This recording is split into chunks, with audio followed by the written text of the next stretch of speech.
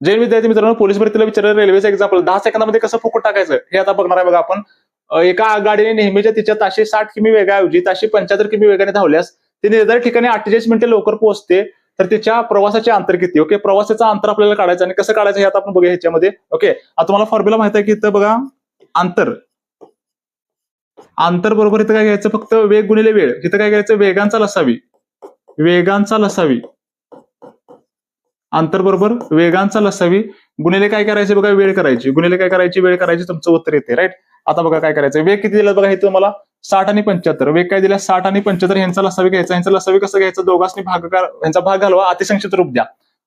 15 चोक 60, 15 पाचशे 75. ओके, ह्याला तिरकस गुणा तुमचं उत्तर येते बघा. 60 किती 300 किंवा 75 चोक किती 300 आहे का नाही. म्हणजे यांचा लसावी किती आला बघायचं 300. कोणाचा पण तिरकस गुणाकार करा, तुम्हाला लसावी मिळून जाईल. राईट.